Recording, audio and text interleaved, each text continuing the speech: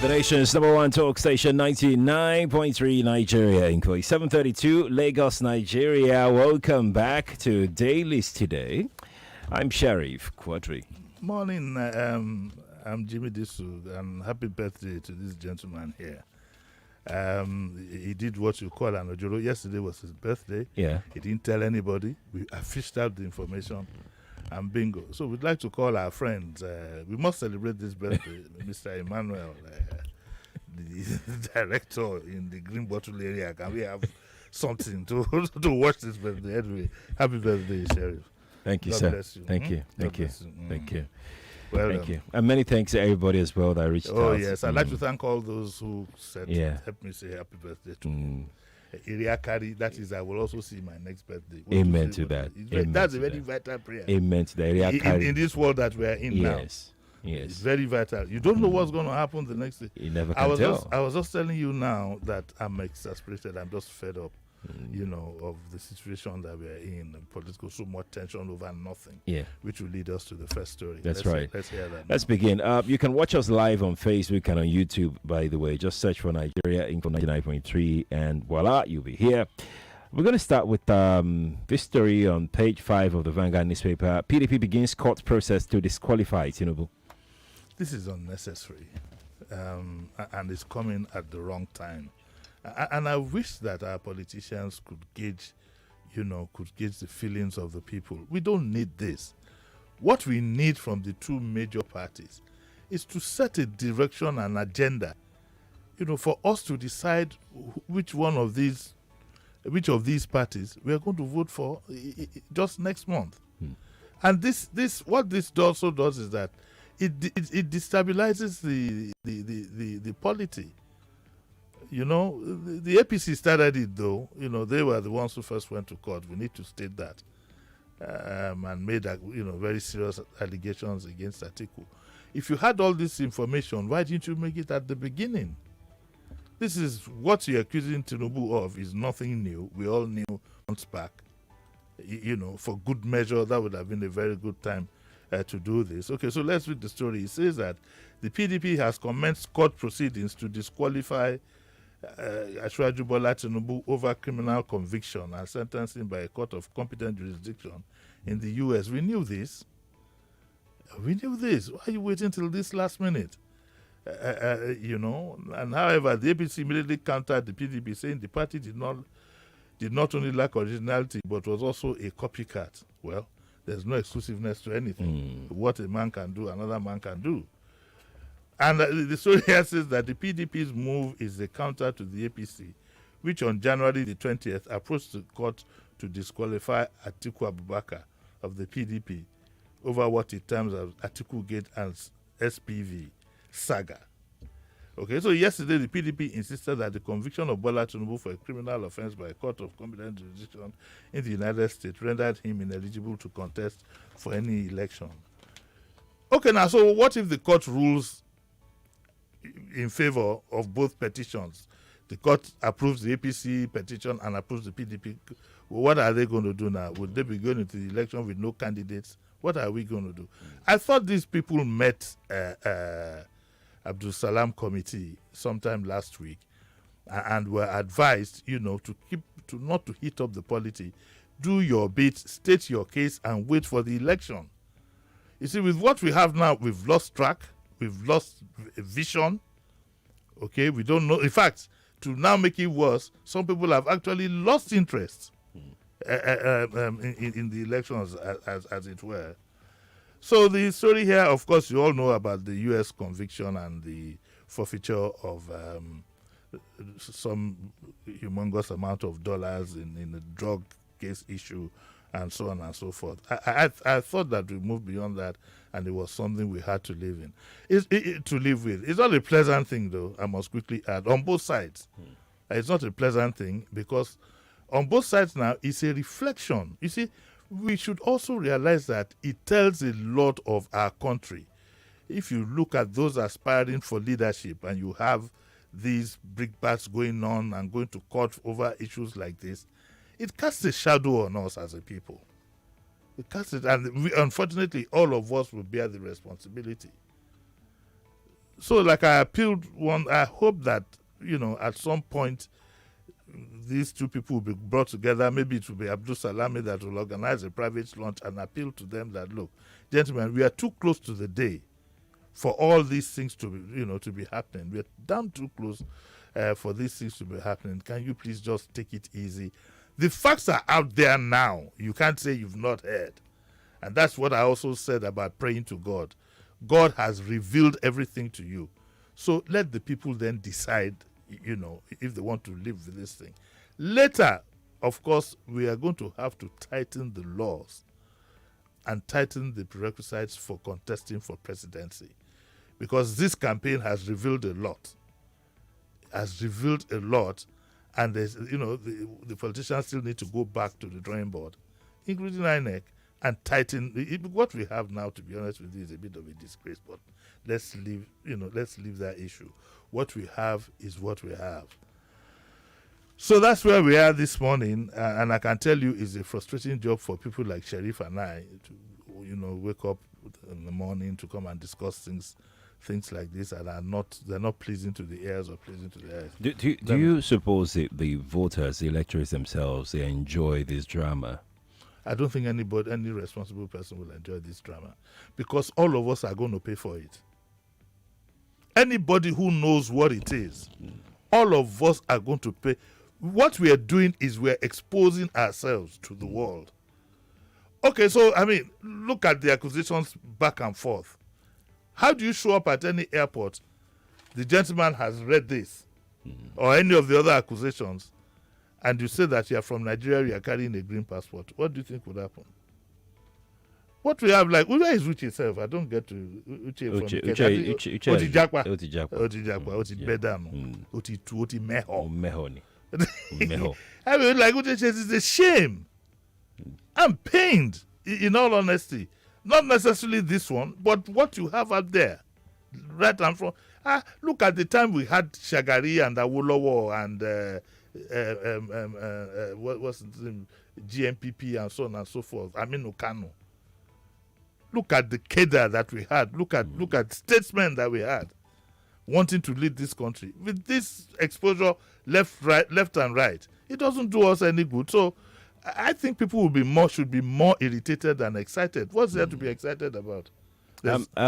Because I've heard some argument, like, yes. Especially those that are outside of these two parties. They're saying that, well, yeah, it's good. Let them all watch their dirty leanings in public so that more Nigerians can get enlightened about, the kind of people that have been leading them. With this kind of dirty leaning, we should have had a filtration system that wouldn't allow anybody, either of them, with all these accusations, to get to this point. But it's a carelessness. And the fact that whether we like it or not, money has become our God in this country. So you find it extremely difficult, for people not to be swayed by money. That's what it is. The bottom line, the genesis of all this is the love for money and position. That's what it is. It's disgraceful. I feel ashamed as a person that people are watching me on YouTube now reviewing this kind of news as a professional. If I I remember in the past when we used to go for international conferences, the way Nigerians were regarded. Now you'll be pushed to the bottom of the ladder. You come up and say you're Nigerian. They say, okay, how are you? Is it true that your leaders are A, B, C, D, E? The future doesn't look too good. I don't know how we're going to manage it. Because people need to have a sense of responsibility to know that it doesn't stop with the candidates. All of us are going to be affected. It just doesn't stop with the candidates. If we are not affected now, we'll be affected later. This kind of rubbish that you have out there, that in the history of our country, at one time, these were the persons who were running for the number one position, and they got so close to it. Indeed, any one of them can emerge. That's right. No doubt at all. No doubt. Let's go to Daily Trust. We have an editorial here in Daily Trust that says, much ado about Chatham House. That's another sore point here. And I'm glad the Daily Trust, as soon as I saw this editorial, I grabbed it.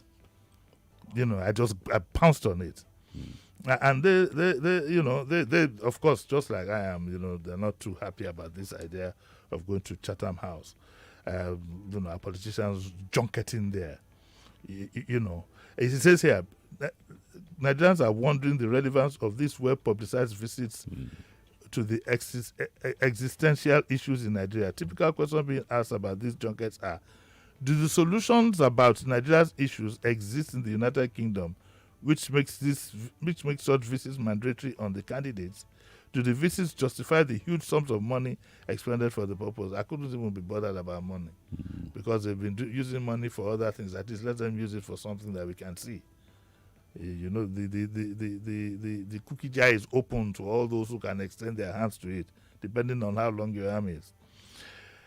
And the editorial says that Chatham House derives its name from its location in St. James Square in London. It's an independent policy institute, okay, which through research and other information gathering methods functions as one of the primary sources of ideas and strategies to the British government. Chatham House is very relevant. We are not running down Chatham House. Let's get that one very, very clear. Indeed, we should have ours. But we are not given to intellectual discourse. That's what it is. Politics itself is not run on intellectual discourse. Okay? The politician who doesn't want to speak to you here would rather go there to speak to an audience. Of which, the irony about this Chatham House thing is that in most cases, the visitor, or in our own case, the candidate or the politician, would have gone with people to fill half of the hall anyway. So you are preaching to the converted. Well, let's get back to this. It says that in the knowledge that Chatham House exists to serve British interests exclusively, Nigerians find it incongruous that Nigerian leaders, as long as can be remembered, have come to consider it a point of duty to go there and make fundamental pronouncements on Nigeria's domestic and foreign policy issues. There are reasons to be concerned about this. First of all, the prohibitive costs, which includes transportation and accommodation. Well, if you know the way politics is spent the way money is spent in politics, you know it's just a drop in the ocean, really. And it says, it makes no sense for presidential candidates who glibly talk about the prevailing situation in the country and have promised to alleviate it to expend such huge sums that could easily provide succor to Nigerians on a junket that will ultimately deliver very little, if at all, to the people. And it says that, secondly, the presidential candidates ought to know that their priority is at home, here in Nigeria, where the people who are going to cast the votes expect them to address the issues directly and practically to their satisfaction. As we speak, the way we are going, I don't think we are going to have the opportunity of having the debates that we normally would have at this time. That would swing a lot of things. One of the things that swung the election in Abiola's favor at that time, in 1993, was the debate between himself and Tofa, which sadly exposed Tofa, exposed his limited knowledge about governance. But no such thing. Rather, we engage ourselves in debt and so on and so forth. And it says that considering that the audience, virtually all the Chatham showing of the presidential candidates are made up mostly of Nigerians, either resident in the UK or those that accompany the candidates from Nigeria, this further questions the need for Chatham visitation. And then they say something here that I don't agree with. If at all such gatherings should be held, we have similar functioning institutions such as NIA and NIPS and so on and so forth. No, I don't believe everything should be government. Don't we have intellectuals? Chatham House doesn't mean you must have a house to occupy. You could have an intellectual group, okay, made up of strictly intellectuals with no political leaning, and not just politics, look at other issues, maybe once a month or twice a month. You could hire a place. You could hire a place like the Metropolitan. You could hire a nice, decent place, nice and quiet, where issues can be thoroughly filtered. But we are not given to intellectual discourse. We are given to sentiments. We are given to shows. We are not given to... And it's sad. No country can move. I don't believe that NIA is a government institution. They can do those things. But we do need an intellectual body. About 50 intellectuals set up something. And I remember one time we had concerned professionals, even though they were, they also had some anti-military whatever sentiment in it. But I think that we need to go that route very quickly after all this messes, this election mess is cleared up, if it ever will be. If it's over. Because the way I'm looking at it, the courts are going to be full with all kinds of cases after February, whatever it is. But I think the point has been made. I don't need to flog it any further. I don't see the relevance of going to Chatham House for anybody. Let's drop Daily Trust. Let's pick up the Vanguard, page 8. New price, independent marketers sell fuel at 300 naira per litre. My daughter was telling me over the weekend that in Ghana, if you were to, look at the equivalent, fuel is almost about 1,000 naira per litre. And so she was explaining to me that, you see, this is why Ghanaians use smaller cars. And so it's very high, but you buy limited fuel. Fill up, no way. Since you can just go into, you can just go into a fuel station, you can buy the limited quantity that you need for the week. And she says it's about the equivalent of 1,000 naira, even though it might be going down a bit. Per litre? Per litre, yes. I don't even know. The last time I went to Benin Republic, I can't remember. All the times I've gone to Benin Republic, I can't remember ever having bought fuel from the pump. I can't remember. Right from the 60s when I was a small kid and my mom used to take me across the border, I don't remember having ever bought fuel from the pump. Even when I took in uni, I took a brand new had to deliver to my uncle way back then. You see, the roles are now reversed. They came to buy a car from Alton Briscoe. I had to buy fuel from bottles on the roadside. That's not an argument for this, but I think at 300 naira per litre, we are slowly inching towards what we will call a market-driven price. But you see, the inconsistencies of the government is a big problem. Nobody is addressing this issue frontally.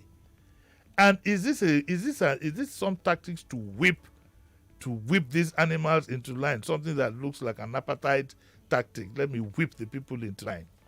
Let me whip the ends. And I can't pronounce the word, but the ends. Whip the ends into line. Because we don't even know. We are not sure.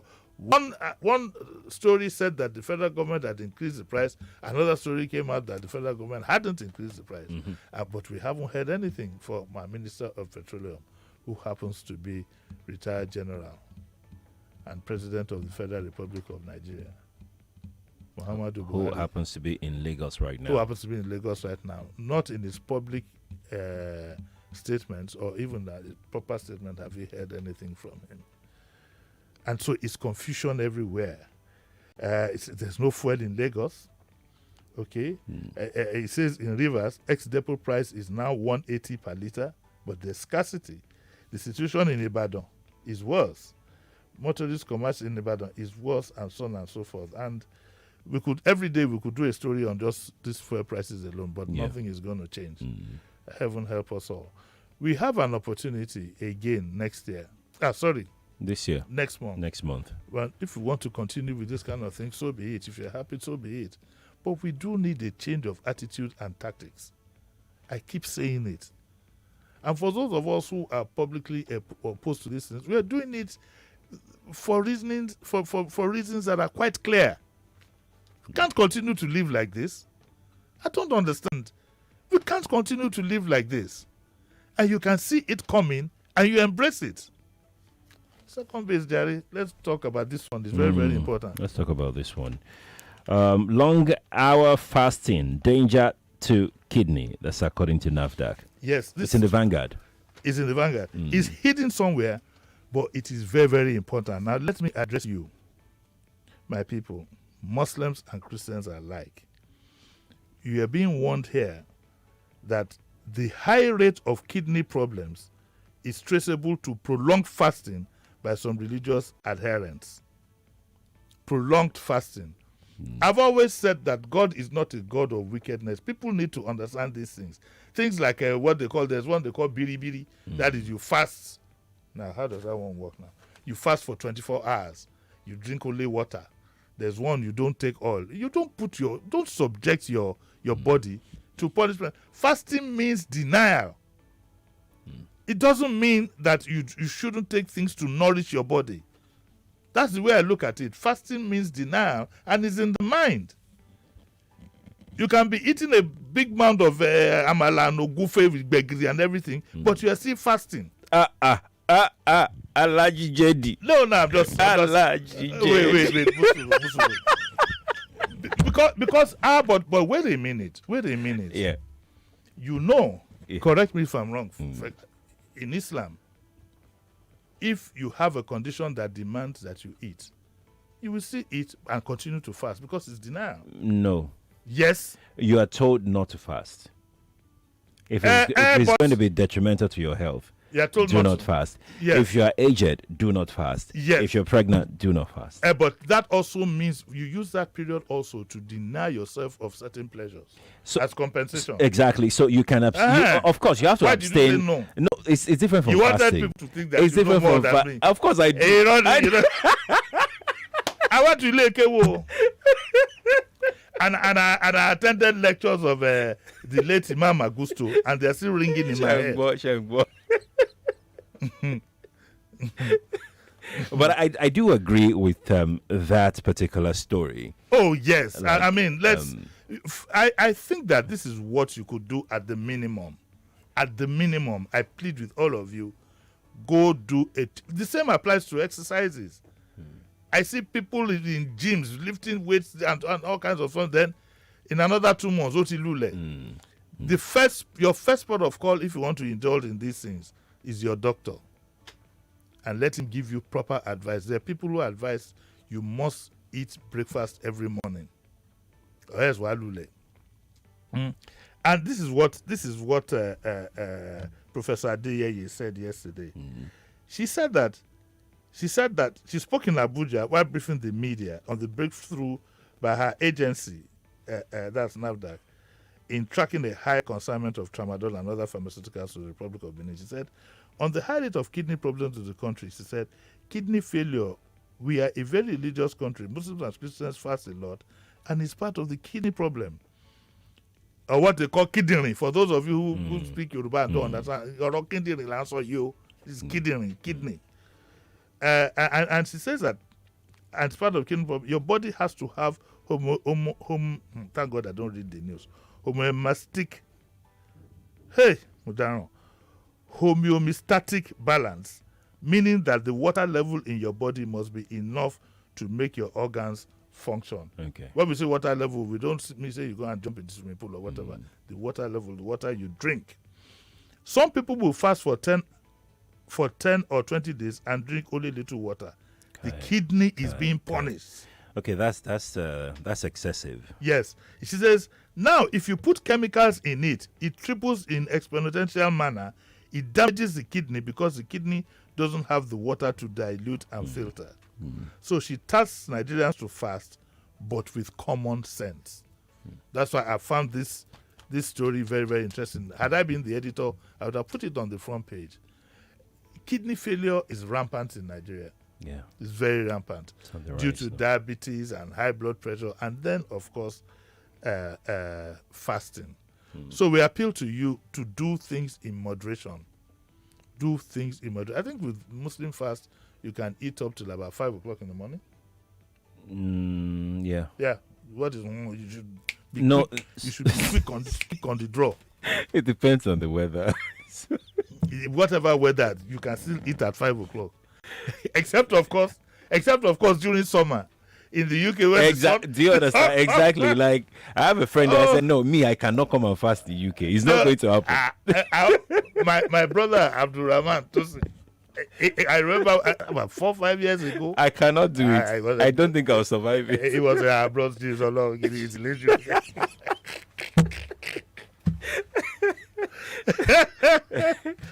No way, man. So the moral of this story is just be very careful, okay? Before you do exercises, fasting, pay your doctor a visit, and let them do tests to make sure that you're up to it. So we have to drop it here. I was hoping we could take this last story about the rally in, was it Bauchi now? Well, I put it to the back burner because it was just some error. The mic didn't work. Yeah. And the APC have said that they will find out what it is. I hope it wasn't sabotage. Yeah, so in the story that I read this morning, by the time the reporters or journalists went to where the cable, whatever power source, they saw that it's been caught and burnt. End of story. Yeah. So we have to go. What's coming out at 9? Khadija Lamidi Okono, she ran for the primaries of her party for presidential election. Okay, so she's not the candidate, but I just want to find out how far, you see, because in the horizon now, all you see are men. If you notice, all presidential candidates were all men. I want to find how far she has gone in promoting the interests of women in this political dispensation, because you had the only woman I've heard of now is the one who resigned from the APC yesterday and immediately joined the P. So deep. I was also reading the story that she resigned. Next thing I saw, somebody sent me another one, photograph with Atiku. Yep. She said she resigned from partisan politics, but she joined Atiku. Oh, yeah. God. That's our definition of partisan politicians. Thank you so much for coming, sir. All right. Lagos, that's our show. Let's take a break. At 8 o'clock, we'll bring you the news. After the news, we talk to resident doctors. They say they may just resume their strike.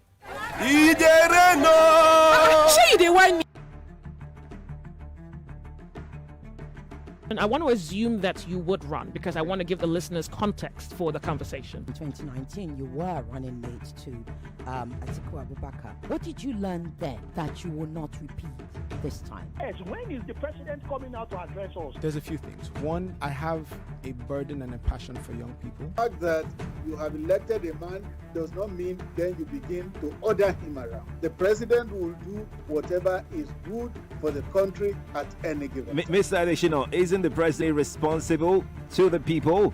What should the next president do to root out stakeholders who are complicit? You fire those. Those that need to be fired are fired. It's looking like a brand new Chelsea, attacking with so much fluidity. And what can you say about that, Martin? I know you follow Chelsea quite closely. I live close to the Chelsea training ground. That's what you mean by that. I'm not.